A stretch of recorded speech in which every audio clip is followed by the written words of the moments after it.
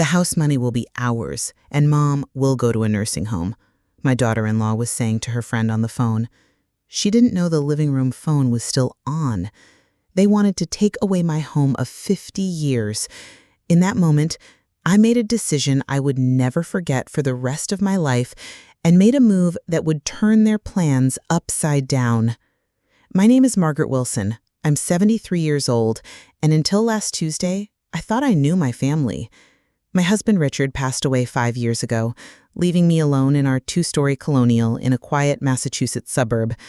The house where we raised our only son, David, and where I've lived for over 5 decades. David and his wife, Jennifer, live just 20 minutes away. They visit every Sunday for dinner, a tradition we've maintained since Richard died.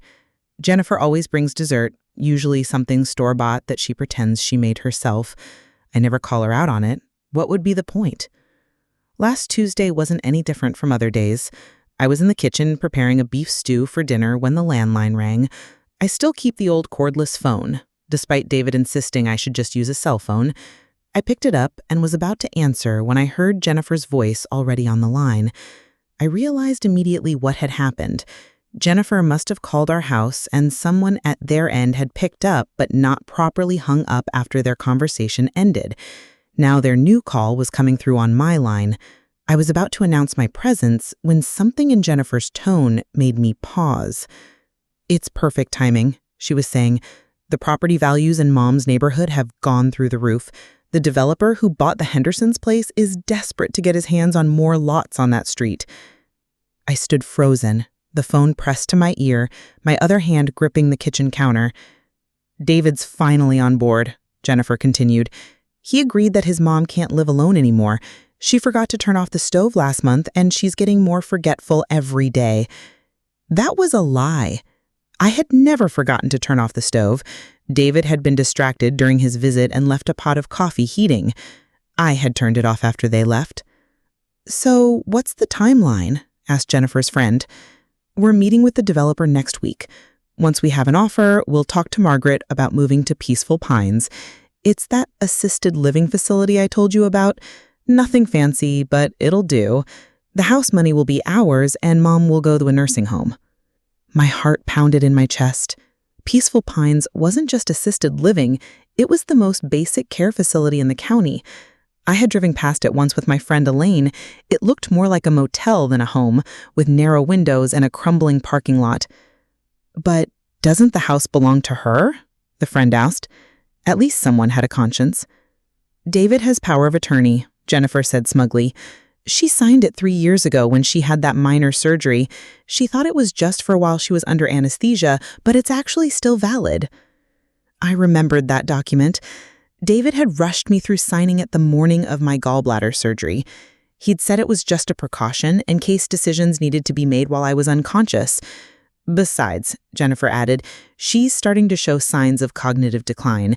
If she fights us on this, we can have her evaluated. No judge would side with her over her concerned son." I quietly hung up the phone, my hands trembling. The stew on the stove bubbled, forgotten. My own son and his wife were plotting to sell my home from under me and stash me in a cheap facility. They thought I was just a helpless old woman they could push aside. Little did they know, before I was a mother and a wife, I had been a paralegal for 25 years at one of Boston's top law firms. I might be older now, but my mind was sharp as ever, and I knew exactly how to fight back against what they were planning to do. As I stirred the stew mechanically, my mind was already racing, formulating a plan. They thought I was just a frail old lady with no fight left in her, but they were about to learn that this grandmother still had a few tricks up her sleeve, and I was going to need every one of them to save my home and my dignity. That night, I barely slept.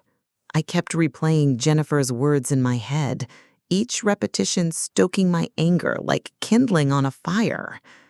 By morning, my hurt had crystallized into determination. They thought I was declining mentally. I would show them just how sharp my mind still was. The first thing I needed was help. I knew I couldn't fight this battle alone. After making a pot of strong coffee, I called Elaine Peterson, my best friend since our children were in elementary school together. Elaine had been a bank manager before retirement and knew finances better than anyone I knew. "Can you come over?" I asked, after explaining what I'd overheard. "And Elaine, don't tell anyone you're visiting me." Within an hour, Elaine was sitting at my kitchen table, her reading glasses perched on her nose as she reviewed the power of attorney document I'd dug out from my filing cabinet.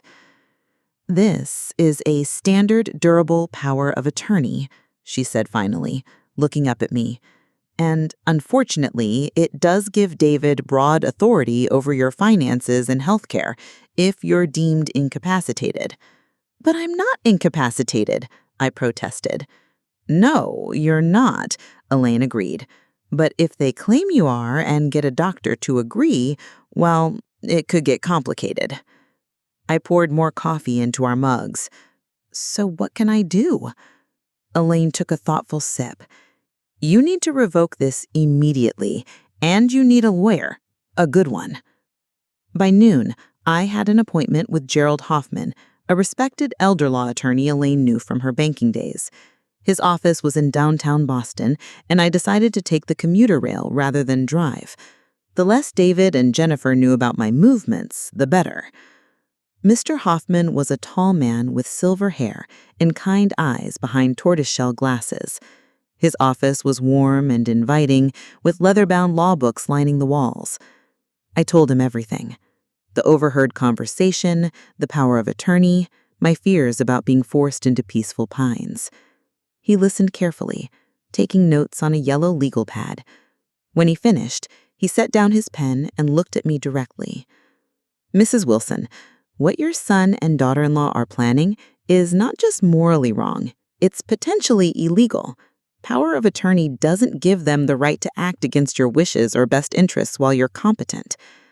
"So I can stop them?" I asked, hope rising in my chest. "Yes, but we need to act quickly and carefully," he said. "They're likely counting on you not understanding your rights or being too intimidated to assert them." We spent the next 2 hours crafting a plan. First, Mr. Hoffman drafted a revocation of the power of attorney, which I signed immediately. Then he helped me create a new estate plan, one that would protect my assets and ensure my wishes were followed. "The next step," he said, "is to secure your finances before they realize what's happening." On my way home, I stopped at my bank and met with the manager. With Mr. Hoffman's documents in hand, I opened a new account at a different bank that David didn't know about. I transferred a significant portion of my savings into it, leaving enough in my original account to avoid suspicion. I felt like a spy in one of those thriller movies Richard used to love watching. Every move calculated, every step planned. It was exhilarating and terrifying all at once. When I returned home, there was a message from David on my answering machine. "Hi, Mom. Just checking in. Jennifer and I might stop by tomorrow. There's something we want to talk to you about." His voice sounded casual, but now I could hear the false note in it. I deleted the message and went about my evening routine as if nothing had changed. But everything had changed. The trust I'd had in my son was shattered, replaced by a wariness I never thought I'd feel toward my own child. That night, as I lay in bed looking up at the ceiling Richard and I had painted together when we first bought this house, I felt a surge of resolve. This home held the echoes of our life together. Richard's laugh in the hallway, the marks on the doorframe where we'd measured David's height each year, the garden we'd tended side by side. I would not let them take it from me. Tomorrow, David and Jennifer would come with their practice speeches and concerned looks, thinking they were dealing with a clueless old woman. But I would be ready for them. The game they had started, they would soon discover, was one I intended to win. The next morning, I woke up with a clear head and a solid plan. Before David and Jennifer arrived, I had one more crucial task to complete. I called my doctor, Dr. Martinez, who had been caring for me since Richard's cancer diagnosis. I needed documentation of my mental competence, something official that would stand up to any challenges. "Mrs. Wilson, what a surprise! said Dr. Martinez when I explained the situation. "I'm so sorry you're going through this. Of course I'll help. I can fit you in for a full cognitive assessment this afternoon." By 3 p.m., I was sitting in his office, completing a series of tests: memory exercises, problem-solving tasks, judgment assessments. I did them all with focused determination. When we finished, Dr. Martinez smiled at me. "Margaret, you scored better than many of my patients 20 years younger. There's absolutely no indication of cognitive decline. I'll prepare a detailed report stating that you are fully competent to manage your own affairs." Relief washed over me. "Thank you, doctor. How soon can I have that report?" "I'll have my office email it to you tonight and mail an official copy tomorrow," he promised. I left his office feeling fortified. The report would be one more shield in my growing arsenal of protection. When I got home, I had just enough time to make a pot of tea before I heard David's car pull into the driveway. I took a deep breath and arranged my face into a welcoming smile. The performance of a lifetime was about to begin. "Mom!" David greeted me with a hug that now felt hollow. "You look great! Is that a new sweater?" "Just something I've had in the closet," I replied, accepting a stiff hug from Jennifer, who was eyeing the living room like she was already measuring for new curtains. We settled in the sitting room with tea and the store-bought cookies Jennifer had brought. For 20 minutes, we exchanged pleasantries. David talked about his work at the insurance company. Jennifer mentioned a charity fundraiser she was organizing. I nodded and smiled, playing the role of the doting mother and mother-in-law they expected. Finally, David cleared his throat. "Mom, there's something Jennifer and I want to talk to you about." "Oh?" I raised my eyebrows innocently. "We've been worried about you living here alone," he began, exchanging a glance with Jennifer. "This house is so big for one person, and the stairs could be dangerous." Jennifer leaned forward, her face a mask of concern. "We found a lovely community where you'd have company your own age and staff available if you need help." "A community?" I repeated, as if I didn't know exactly what they meant. "Peaceful Pines." David pulled a glossy brochure from his jacket pocket. "It's not far from us, so we could visit often." I took the brochure and flipped through it. The photos were clearly professionally staged, nothing like the dreary facility I'd seen. "It looks interesting," I said cautiously. "But I'm quite happy here. This is my home." David shifted uncomfortably. "The thing is, Mom, we're not sure it's safe for you to live alone anymore. Remember last month when you left the stove on?" There it was, the lie Jennifer had told her friend, now being used against me. "I didn't leave the stove on, David," I said calmly. "You left the coffee pot heating when you visited. I turned it off after you left." His eyes widened slightly, but he recovered quickly. "Well, there have been other incidents. You seem forgetful sometimes." "Do I?" I smiled. "I remember that you borrowed $5,000 last year for your car repair and still haven't paid it back. I remember that your birthday is April 17th and Jennifer's is September 3rd.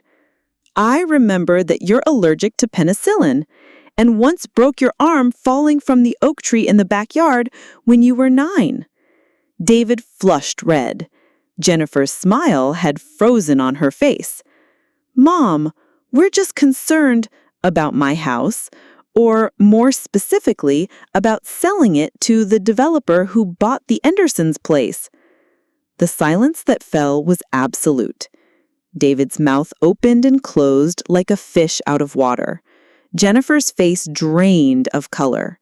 "How did you know that you're planning to use David's power of attorney to force me into a nursing home and sell my house from under me." The calmness of my voice surprised even me. "You really should make sure the phone is properly hung up before having such conversations, Jennifer." David stood up abruptly. "Mom, you're twisting things. We only want what's best for you." "No," I said, standing up as well. "You want what's best for your bank account, and I'm afraid you'll be disappointed on that front.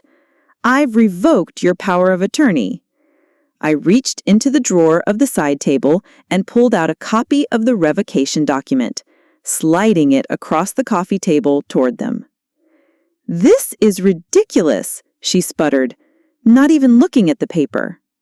"David, tell her she can't do this." "Actually," I said, "I can, and I did. I've also been evaluated by Dr. Martinez, who has documented that I'm fully competent. So, unless you're planning to contest that in court, which would be quite expensive and embarrassing for you, I suggest we drop this discussion about peaceful pines." David picked up the document with a shaking hand. As he read it, I could see the realization dawn on him that his plan was falling apart. What he didn't know was that this was just the beginning of my counterattack. David and Jennifer left in a hurry after that, making thin excuses about another appointment. The slam of their car doors echoed in the quiet street.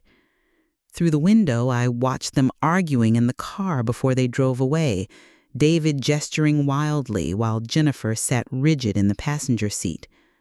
I knew this wasn't over. They might have been caught off guard today, but they wouldn't give up easily. The developer's offer was too tempting, and Jennifer had never struck me as someone who abandoned a plan just because of a setback. Sure enough, my phone rang less than an hour later. I let it go to voicemail, then listened as David's voice filled the room. "Mom, I think we got off on the wrong foot today. We really do have your best interests at heart. Can we meet for lunch tomorrow? Just you and me, like old times?" I didn't call him back immediately. Instead, I called Mr. Hoffman to update him on what had happened. "This is good progress," he said, "but you're right to be cautious. They'll likely try to isolate you now, work on you one-on-one." "David wants to meet for lunch tomorrow," I told him. "Go," Mr. Hoffman advised, "but stick to public places and don't sign anything. In the meantime, I'll file your new estate documents with the court to create an official record." That evening, I finally called David back and agreed to meet him at a cafe in town. Then I made one more call to my neighbor, Tom Grayson. Tom was a retired police officer who lived across the street. He'd been Richard's friend for years, and they used to go fishing together every summer. "Tom, I need a favor," I said after explaining the situation. "Could you keep an eye on my house the next few days? I'm worried David might try to come by when I'm not home." "Say no more, Margaret," Richard replied. "I'll make sure nobody gets in without you knowing." The next morning, I dressed carefully for my lunch with David. A blue cardigan Richard had always liked, pearl earrings, just a touch of lipstick. I wanted to look put together, but not like I was trying too hard.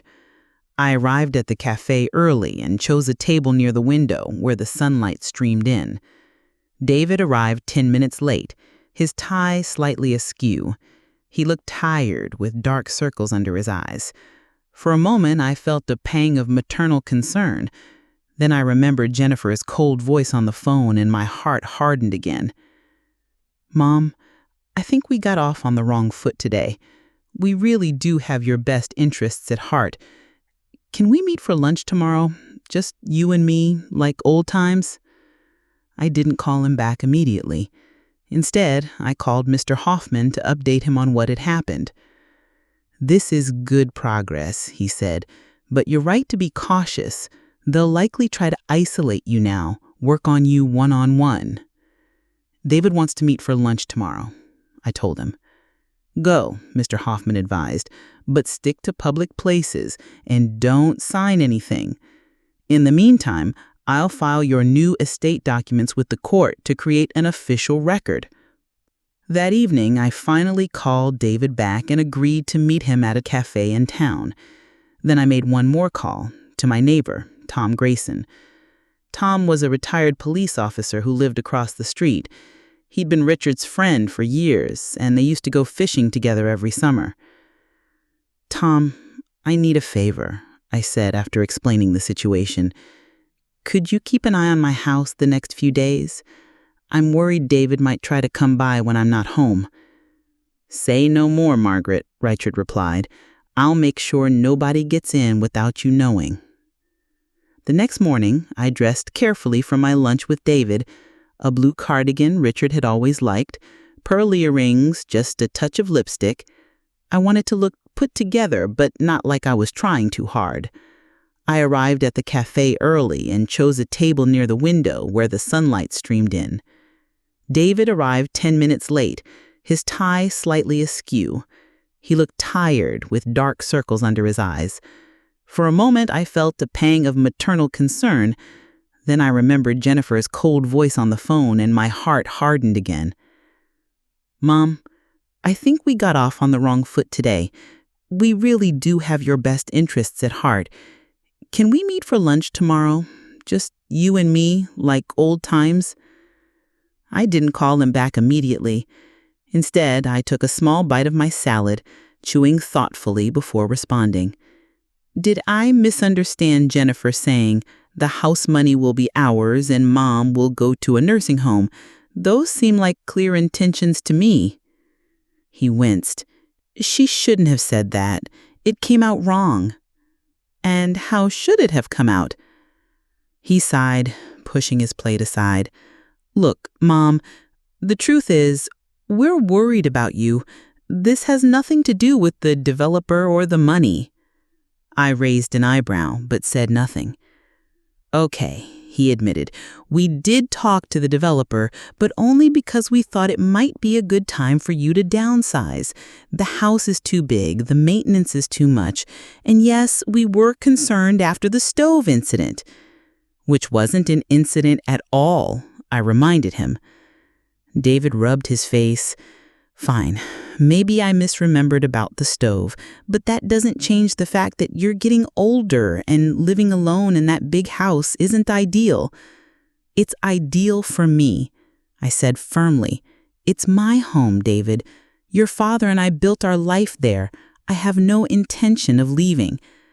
"Mom, be reasonable." "I am reasonable. It's you and Jennifer who are trying to force me out of my own home under false pretenses." He looked around nervously, lowering his voice. "Nobody's forcing anything. We just want what's best for you." "No," I said, meeting his gaze steadily. "You want what's best for yourselves. And I understand that. You're thinking about your future, about financial security, but you're going about it all wrong." For a moment, something like shame flickered across his face. Then he straightened up, his expression hardening. "We're your family, Mom. Sooner or later, you're going to need our help. And when that day comes, I hope you remember who was trying to look out for you." "Is that a threat?" I asked quietly. David stood up, throwing some cash on the table. "It's a reality check. You can't live in that house forever, and you can't manage everything alone. Think about that." He walked out, leaving me sitting alone at the table. I finished my salad slowly, thinking about what he had said. He was right about one thing. I couldn't manage everything alone. But I wasn't alone. I had Elaine, Mr. Hoffman, Dr. Martinez, and Tom. And I was beginning to realize I had more strength in me than David had ever given me credit for. As I paid my bill and left the cafe, I knew the next move was mine. David thought he had delivered an ultimatum, but he had actually given me something far more valuable, the certainty that I needed to protect myself, not just for now, but for the future. Over the next week, I didn't hear from David or Jennifer. The silence was both a relief and a worry. I knew they hadn't given up, They were regrouping, likely plotting their next move. Meanwhile, I continued strengthening my position. On Mr. Hoffman's advice, I had a home security system installed. Nothing too elaborate, just cameras at the front and back doors and a monitoring service. I also had the locks changed. It felt strange not to give David a key, but as Mr. Hoffman pointed out, I needed to protect myself from potential wellness checks that might be used to claim I was living in unsafe conditions. I also reconnected with old friends and neighbors, people I had somewhat neglected after Richard died. I joined a book club at the library and started volunteering at the community garden on Tuesdays.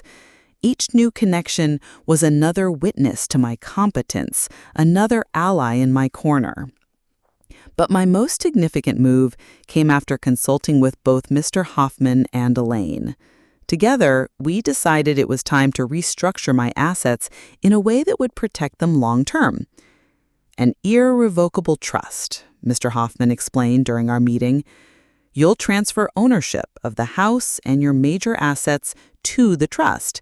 You'll be the primary beneficiary during your lifetime, with full rights to live in the house and use the assets as you see fit. And after I'm gone? I asked. He looked at me carefully. That's entirely up to you, Margaret. Who do you want to inherit? It was a painful question. Despite everything, David was still my son. But could I trust him with my legacy after what he'd tried to do? After much soul-searching, I made my decision. The trust would provide for David, but with conditions. The house could not be sold for 5 years after my death, and a significant portion of my estate would go to the local senior center that had supported me since Richard's passing. It's a good compromise, Elaine assured me over tea after the papers were signed. You're still providing for him, but protecting your wishes too? I nodded, though there was a heaviness in my heart. I never imagined I'd need to protect myself from my own child. The following Monday, I was tending to my garden when a sleek black car pulled up in front of my house. A woman in a crisp pantsuit emerged, carrying a leather portfolio. She approached with a confident stride. Mrs. Wilson, I'm Vanessa Chen from Golden Years Senior Living Consultants. She extended a manicured hand. Your son asked me to speak with you about housing options. So this was their new approach, bringing in a professional. I brushed the dirt from my hands and stood up straight, meeting her gaze. Miss Chen, I appreciate you coming, but I'm not interested in senior living options. I'm staying in my home. She smiled, undeterred. I understand your attachment to your home, Mrs. Wilson. Many seniors feel the same way. But part of my job is to help you understand all the benefits of communities like Peaceful Pines. Peaceful Pines, I repeated. So you're working with my son and daughter-in-law specifically on that facility? She hesitated slightly. They mentioned it as a possibility. It's quite affordable compared to other options. And what's your commission if I agree to move there? I asked bluntly. Miss Chen's professional demeanor faltered. That's not really... It's a fair question, I pressed. Are you here as an impartial advisor, or because Peaceful Pines offers referral incentives? Her silence was answer enough. Miss Chen, I'm going to save us both some time. I've been evaluated by my doctor and declared fully competent. I've revoked my son's power of attorney. My assets are now in a trust that protects them from being liquidated against my wishes. And I've documented every step of this process with my attorney. I watched the calculation happening behind her eyes. I see, she said finally. It seems you've given this considerable thought. I have, I confirmed. And you can tell my son that while I'm open to honest conversation about my future, I will not be manipulated or pressured. She nodded, tucking her portfolio under her arm. I'll convey your message, Mrs. Wilson. For what it's worth, I think you're quite capable of making your own decisions. As she drove away, I felt a small sense of victory. But I also knew David and Jennifer would be furious when they heard what I'd done with my assets. the trust was now a matter of public record, they would find out soon enough. Sure enough, my phone rang that evening. David's name flashed on the caller ID. I took a deep breath and answered. How could you do this? An irrevocable trust? You've tied everything up. Hello to you too, David, I said calmly. Mom, do you have any idea what you've done? You've let some lawyer convince you to... I know exactly what I've done. I've protected my home and my wishes, something I shouldn't have had to do from my own son. There was a moment of silence, then his voice came back, quieter, but still angry. This isn't over. Jennifer's uncle is a judge. We can contest this. You're welcome to try, but before you do, you might want to ask yourself how it will look, a son trying to overturn his elderly mother's legal arrangements right after being caught planning to sell her house out from under her. The threat hung in the air between us. I could almost hear him weighing his options. We need to talk about this in person. All of us. You, me, and Jennifer. This weekend. I'm busy this weekend. I'm hosting my book club on Saturday and volunteering at the community garden on Sunday. Since when did you have a book club? He asked, sounding genuinely surprised. Since I decided to start living my life more fully. I'm not just sitting around waiting to be put in a home, David. I'm active, I'm engaged, and I'm making my own choices. Another long silence followed. Fine, he said eventually. Next week then. This isn't going away, Mom. No, it isn't. But neither am I. After we hung up, I sat in my kitchen, the same kitchen where I'd overheard their plans, and felt something I hadn't expected. Not just determination or anger, but a growing sense of empowerment. David and Jennifer had underestimated me badly, and they were about to learn just how badly. The confrontation I'd been dreading came sooner than expected. 3 days later, on Thursday evening, David and Jennifer showed up unannounced at my door. Through the security camera Mr. Hoffman had insisted I install, I could see them standing on my porch.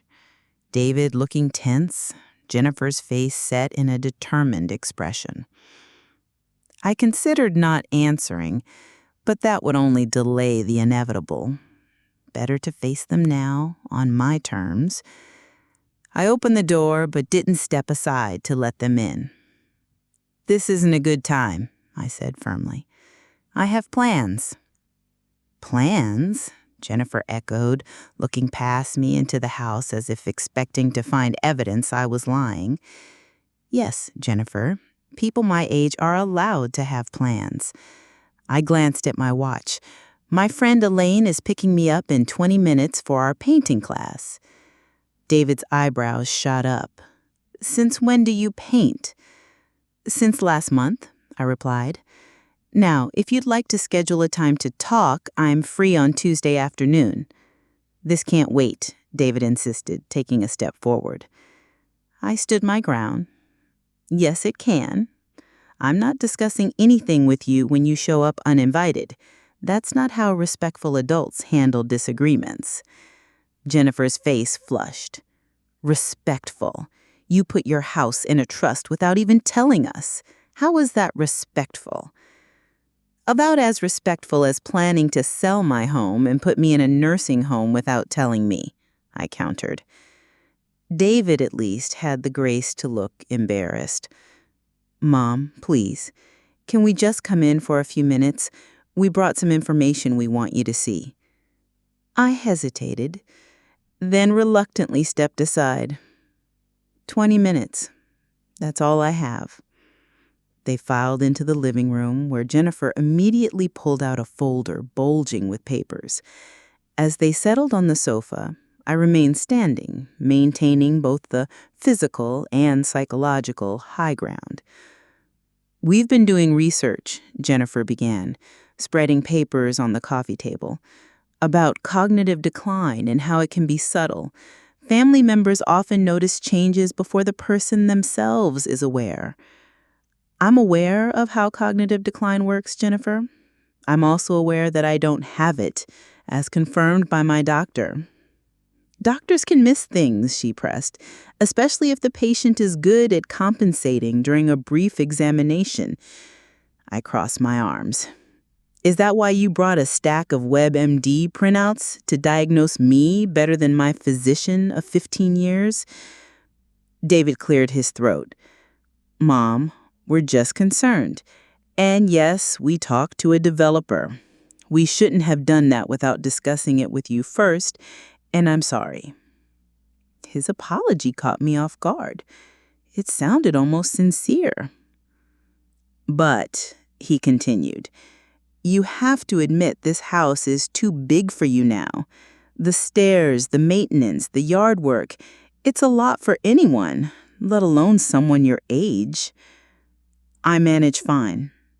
I have a service for the heavy yard work, and the exercise of daily tasks keeps me active. Jennifer leaned forward. What about when winter comes? The sidewalks get icy, the power could go out. You'd be all alone. I've survived 73 winters, including 5 without your father. I'm quite capable of calling for help if I need it. David sighed, running a hand through his hair. Mom, the trust is what really concerns us. You've locked up your assets in a way that makes it hard for us to help you if something happens. And there it was, the real issue. Not my welfare, but control of my assets. That's exactly the point. The trust ensures that my wishes are followed no matter what happens. I am the primary beneficiary during my lifetime. I can live in my house as long as I want and use my money as I see fit. But after you're gone, Jennifer started. After I am gone, my assets will be distributed according to my wishes, which is my right. We're your family, David said, his voice rising. Those assets should stay in the family. They will, I assured him. You're still in my will, David, but the house can't be sold for 5 years after my death. And yes, a portion of my estate will go to the senior center. They do valuable work for people like me. People like you. You mean rich widows they can squeeze donations from. Her words hung in the air, revealing more than she probably intended about how she saw me. Not as a person with needs and feelings, but as a source of money. I think we're done here, I said quietly. Elaine will be here soon. Mom, please, David tried again. We can work this out. Maybe a compromise. A compromise would have been talking to me honestly about your concerns. Instead, you plotted behind my back. You would have forced me into a facility I didn't choose and taken my home if I hadn't overheard you. That's not... It is exactly what would have happened, I said firmly. Now, I need to get ready for my class. We can talk again on Tuesday if you'd like, but I suggest you come with a different approach because this one isn't working. They left reluctantly, Jennifer practically stomping to the car while David lingered on the porch. Mom, I really do worry about you. For a moment, I saw a glimpse of the little boy who used to run to me with skinned knees and broken toys, trusting me to fix everything. It made my heart ache. I know you do, David, but worry isn't the same as respect. When you're ready to respect my choices, we can have a real conversation. As I watched them drive away, I felt both stronger and sadder than before.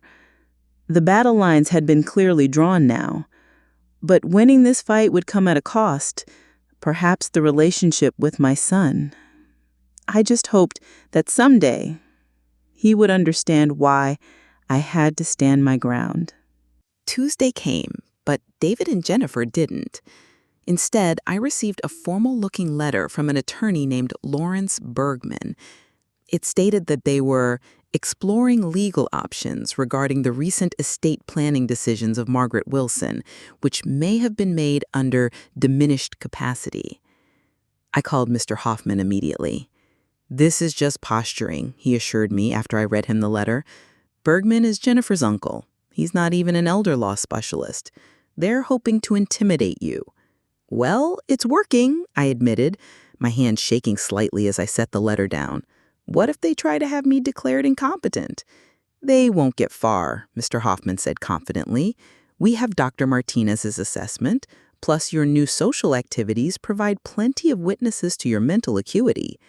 But to be safe, I'd like you to see another specialist for a second opinion."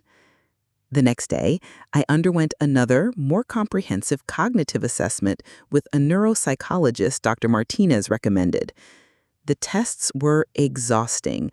3 hours of memory challenges, problem-solving exercises, and verbal reasoning tasks. But the results were worth it. Another clean bill of mental health to add to my defenses. A week passed without further contact from David or Jennifer.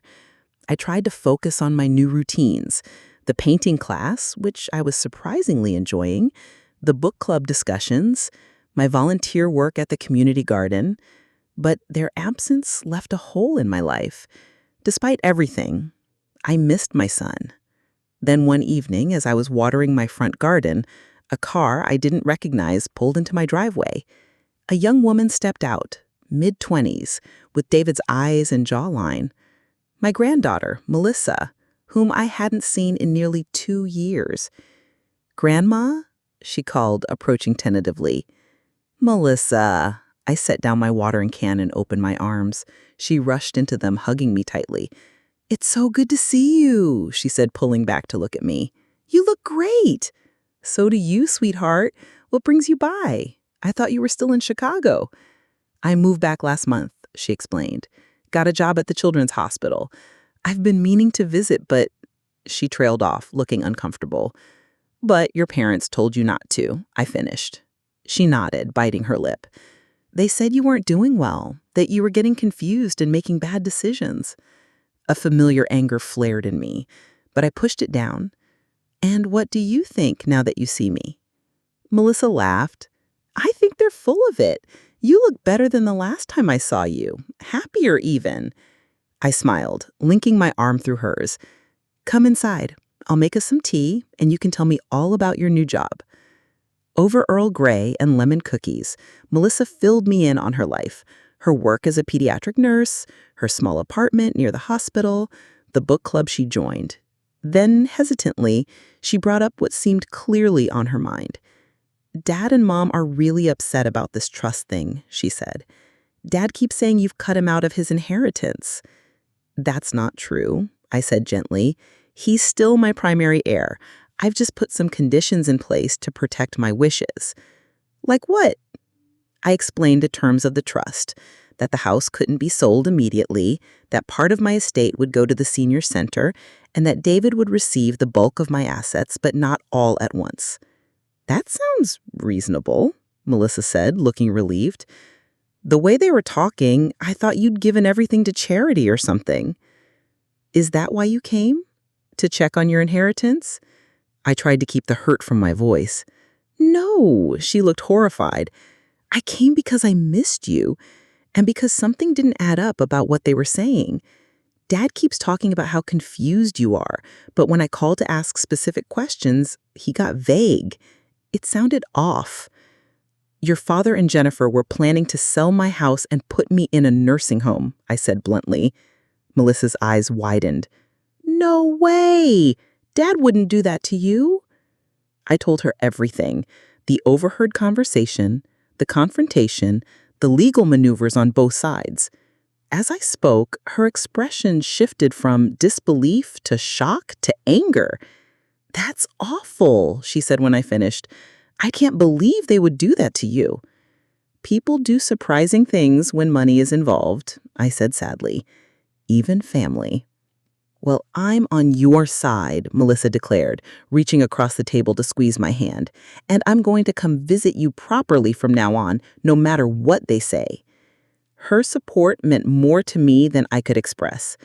After she left, promising to return for Sunday dinner, I felt lighter than I had in weeks. I wasn't alone in this fight anymore. The next morning, my phone rang. David's number. I answered cautiously. "So you've turned Melissa against us now," he said without preamble, his voice tight with anger. "I didn't turn anyone against you," I replied calmly. "I simply told her the truth when she asked, something you should have done. She came home last night talking about how we tried to steal your house. Do you have any idea how that made us look?" "Like people who tried to steal my house," I suggested. There was a long pause. When David spoke again, his voice was different, less angry, more defeated. "Mom, this has gone too far. We're tearing the family apart." "I agree," I said. "So let's stop fighting. Accept that I'm staying in my home and managing my own affairs, and we can move forward." Another silence. I could almost hear him thinking. "I need time," he finally said. "This isn't what we planned." "Plans change," I told him. "Mine did when I realized what you were doing." After we hung up, I wondered if this was a genuine olive branch or just another tactic. Only time would tell. In the meantime, I had my painting class to prepare for and Sunday dinner with Melissa to look forward to. What I didn't realize was that David and Jennifer were indeed changing tactics, and their new approach would be far more subtle and dangerous than anything they'd tried before. Sunday dinner with Melissa was lovely. We cooked together, something we hadn't done since she was a teenager, helping me prepare holiday meals. She told me more about her work at the Children's Hospital, her eyes lighting up as she described helping her young patients. I felt a surge of pride. Whatever mistakes David had made, he'd raised a compassionate daughter. "Have you talked to your father?" I asked, as we washed dishes after dessert. Melissa nodded, her expression growing serious. "He called me the night I visited you. He was really upset." "I'm sorry you got caught in the middle of this," I said. "Don't be," she replied firmly.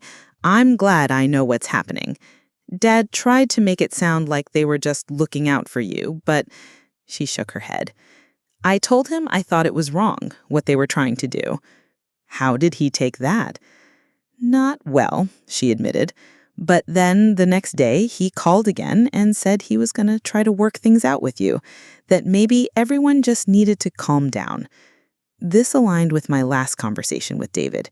Maybe he was genuinely reconsidering his approach. "I hope so," I said. "I miss him, despite everything."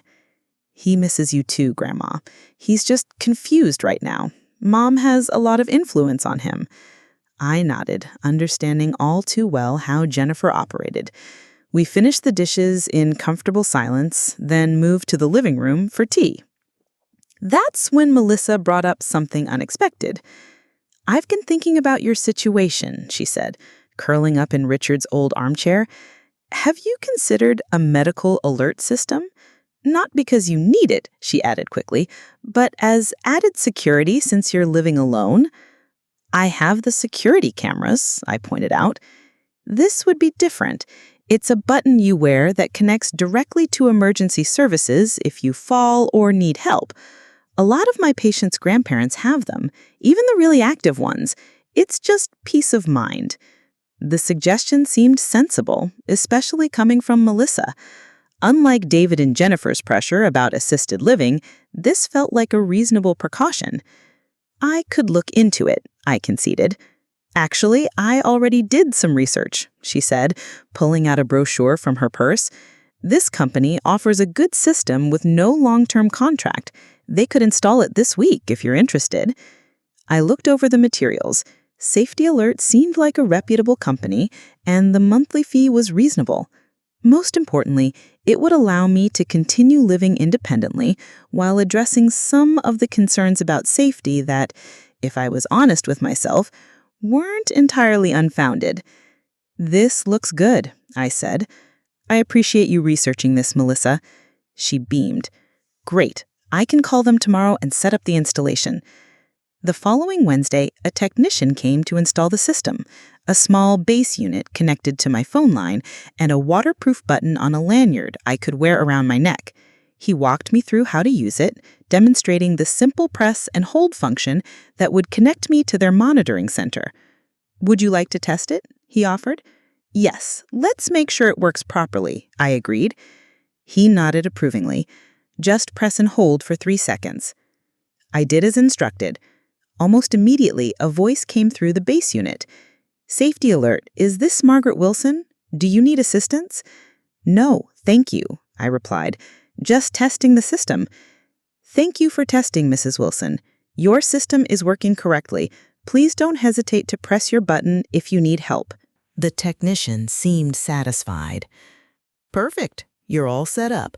The button has a range of about 600 feet from the base unit, so it should work throughout your house and yard." After he left, I examined the button more closely. It was lightweight and unobtrusive, something I could easily wear without feeling like I was advertising my age or vulnerability. I decided to wear it under my clothes, where it wouldn't be visible but would still be accessible if needed. That evening, I called Melissa to thank her for the suggestion. "The system is installed," I told her. "It's very straightforward." "I'm so glad, Grandma. Does it make you feel safer?" "Yes," I admitted. "It's good to know help is just a button press away if something happens." The following week was quiet. I continued my activities: painting class on Tuesday, book club on Thursday, community garden on Friday. The medical alert button became part of my routine, something I put on each morning along with my watch and glasses. David called on Saturday, his tone cautious, but civil. "Melissa told me about the medical alert system," he said. "I think that's a good step, Mom." "It gives me peace of mind," I agreed, trying to keep the conversation positive.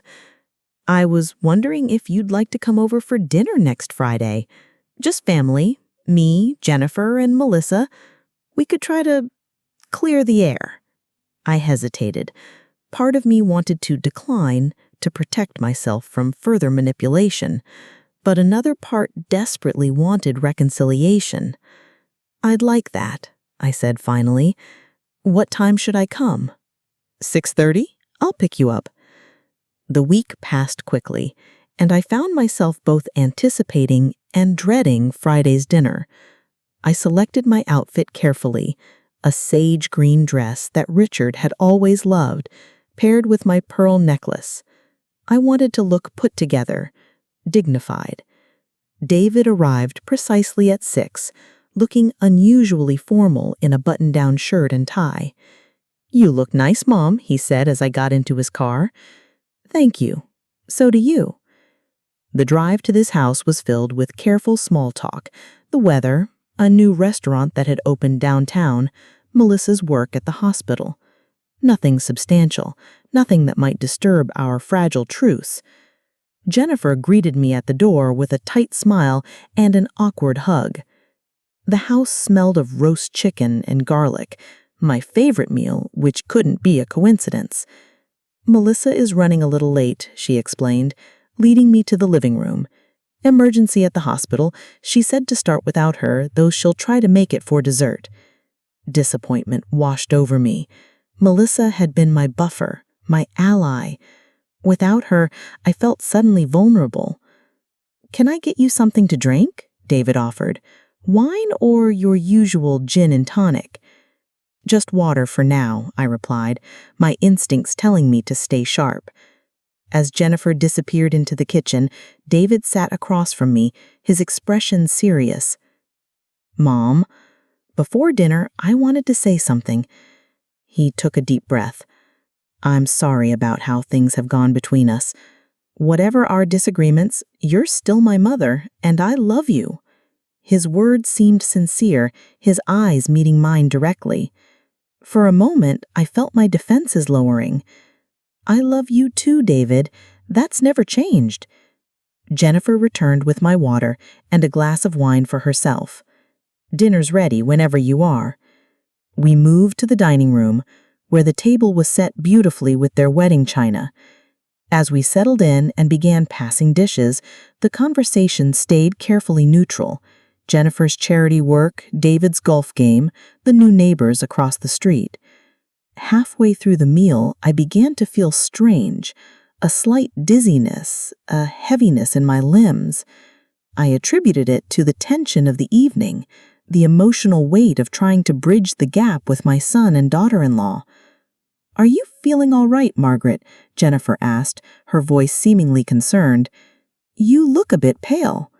"I'm fine," I said, although my words came out slightly slurred. David and Jennifer exchanged a glance.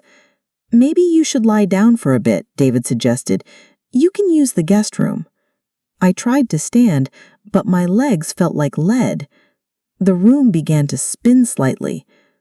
What's happening?" I managed to ask, my tongue feeling thick in my mouth. "You're just having a little episode, Mom," he said, his voice suddenly distant. "It's okay. We're going to take care of you."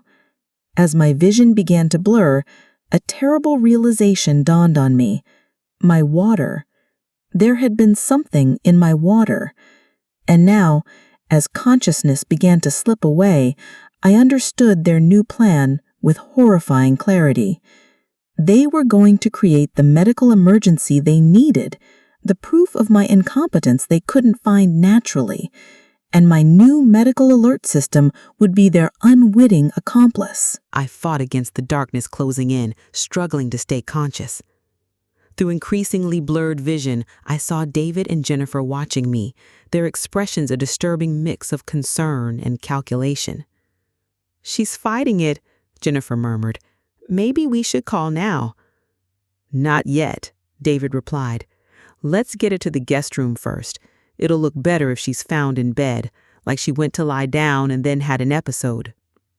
They each took one of my arms, lifting me from the chair. I tried to resist, to pull away, but my muscles wouldn't cooperate. My head lolled forward as they half walked, half dragged me down the hallway. "What did you give me?" I slurred, fighting to form the words. "Just something to help you rest, Mom," David said soothingly. "You're having a confused episode. It's going to be okay." The guest room was dimly lit, the bed turned down. They lowered me onto it, Jennifer arranging my limbs while David removed my shoes. "The alert button," Jennifer reminded him. "Make sure it's accessible." David nodded, adjusting the medical alert button that hung around my neck, pulling it out from under my dress so it was clearly visible. "Now we wait a few minutes," he said. "Then we press it and report that we found her like this, confused and unable to get up." Their plan became crystal clear through my drug-induced haze. They would summon emergency services using my own medical alert system. When help arrived, they would find me incoherent, apparently suffering from exactly the kind of cognitive episode David and Jennifer had been claiming I was prone to. It would be the proof they needed to challenge my competence. With tremendous effort, I forced my hand to move toward the button. If I could press it now before they were ready, maybe I could tell the responders what was really happening. Jennifer caught my hand. "Not yet, Margaret. Just rest." I tried to speak again, to protest, but my words came out as unintelligible mumbles. The room was spinning faster now, darkness creeping in from the edges of my vision. Just as I felt consciousness slipping away completely, I heard the front door open and a familiar voice call out. "Hello? Dad? Grandma? Sorry I'm late." "Melissa." Relief flooded through me, giving me a momentary burst of clarity. "In here, sweetheart," David called, his voice unnaturally bright. "Grandma's not feeling well." Footsteps approached, and then Melissa was in the doorway, still in her hospital scrubs, her expression shifting from confusion to alarm. As she took in the scene, "What happened?" she demanded, rushing to my side. "She got confused during dinner," Jennifer explained smoothly. "Started slurring her words, couldn't stand properly. We helped her in here to lie down and then had an episode. Melissa's nursing training kicked in immediately. She checked my pulse, lifted my eyelids to examine my pupils, her movements quick and professional. Her pupils are constricted. This isn't confusion. She's been drugged. That's ridiculous, Jennifer scoffed. Why would she be drugged? But Melissa was already pulling out her phone. I'm calling an ambulance. Wait, David stepped forward. She has the medical alert button. I don't care about her alert button, Melissa snapped. Something is very wrong here. As she dialed, I managed to grasp her wrist with what little strength I had left. Her eyes met mine, and I tried to communicate everything I couldn't say. Grandma? She leaned closer. Can you hear me? With monumental effort, I formed 2 words. Water. Drugged. Melissa's eyes widened, then narrowed as she looked up at her father and stepmother. What did you give her? Nothing, David protested. She's confused, that's all. Don't lie to me, Melissa's voice rose. Her symptoms are consistent with benzodiazepine overdose. I see it in the ER all the time. She turned back to her phone, speaking rapidly to the emergency dispatcher while keeping her eyes fixed on David and Jennifer. 60-year-old female, possible drugging, minimally responsive with constricted pupils and slurred speech. Yes, I'm a nurse. No, I don't know what she was given. What happened next was a blur of activity. Paramedics arrived, Melissa explaining the situation while David and Jennifer hovered nervously in the background. I was loaded onto a stretcher. An IV started in my arm. I caught fragments of conversation as they worked. We should draw blood immediately before it metabolizes. Looking at potential elder abuse.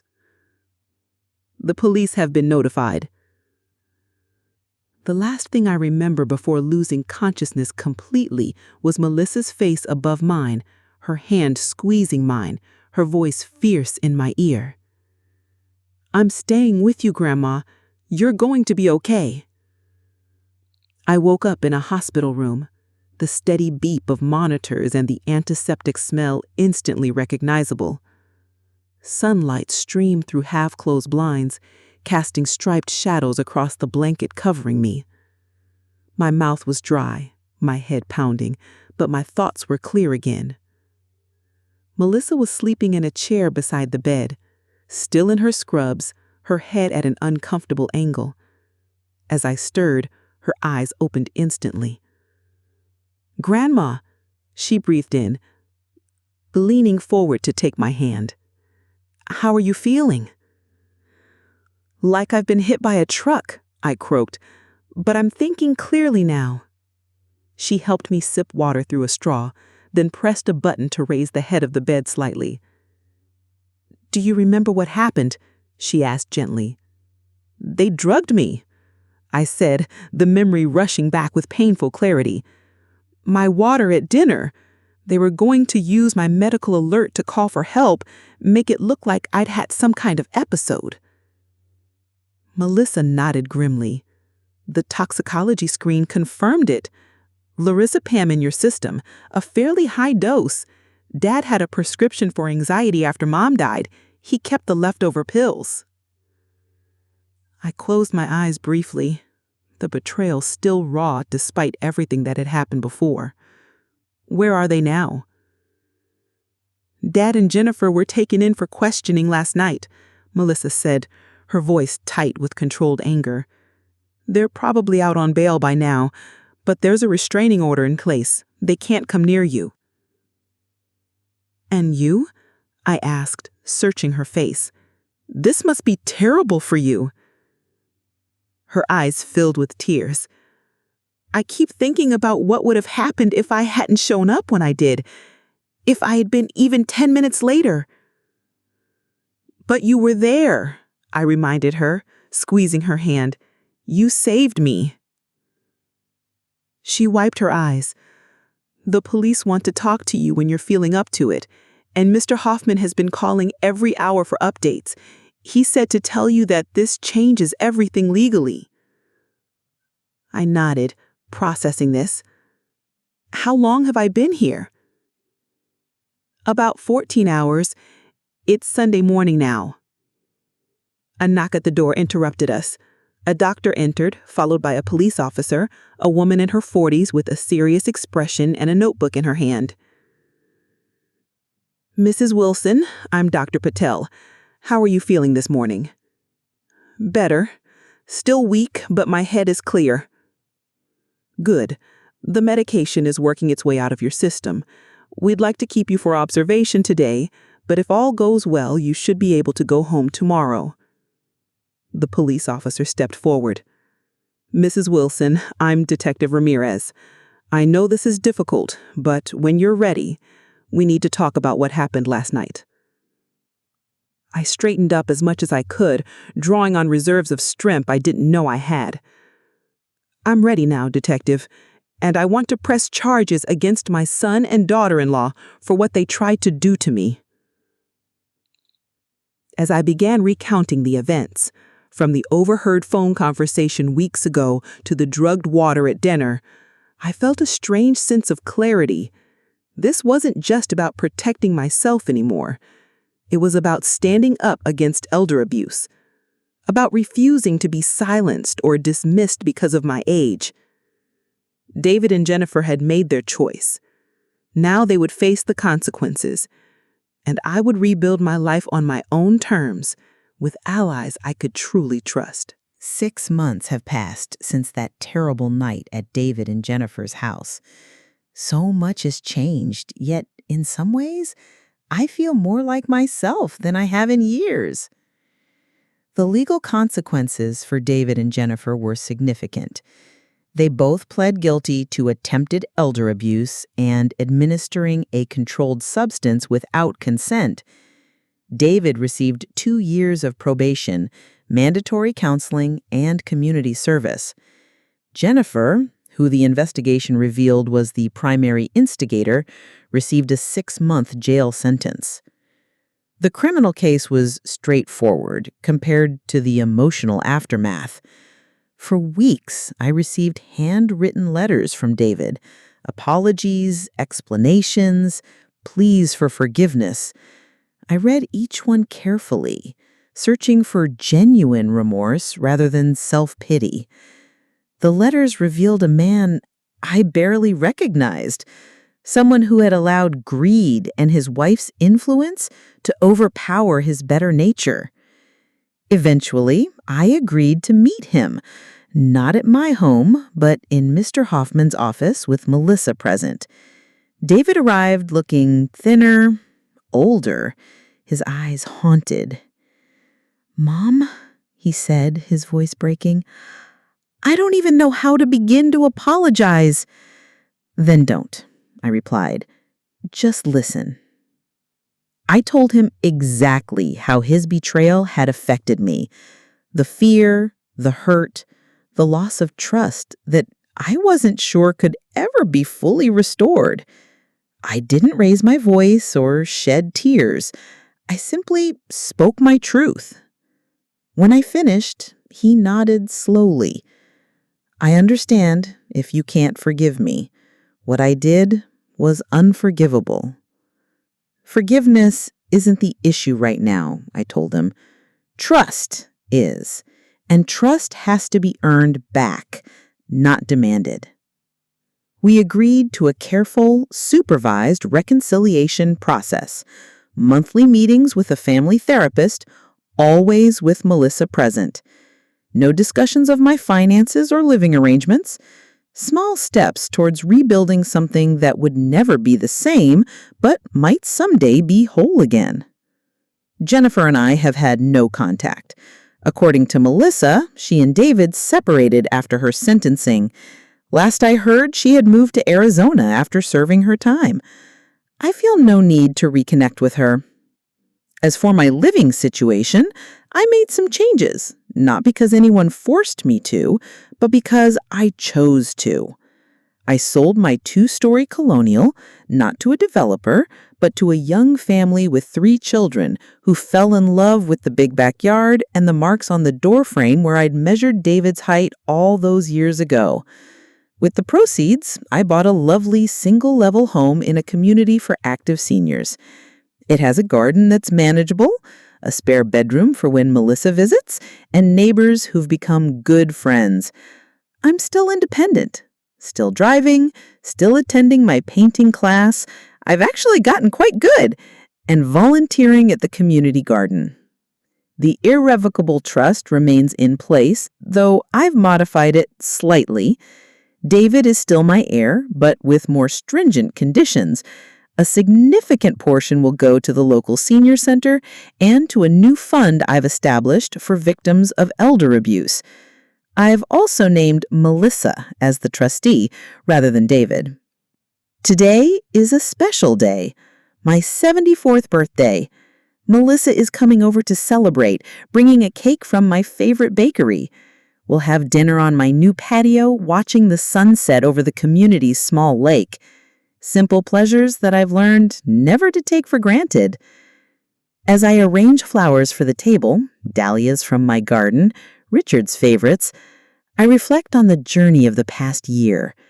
When I overheard that phone conversation, I could never have imagined where it would lead. The pain and betrayal, yes, but also the strength I found within myself, the new relationships I've built, the independence I've fiercely protected. The doorbell rings, and I see Melissa through the window, cake box in hand, her smile bright. Behind her is David, looking tentative, holding a small gift. This is the first birthday he's been invited to since everything happened. Another small step on our long road back to family. I open the door and welcome them in. This daughter of my heart, and this son who lost his way but is trying to find it again. The future isn't certain. It never is at any age. But whatever comes next, I know now that I have the strength to face it on my own terms. That phone call that revealed their plot didn't destroy my life as they had planned.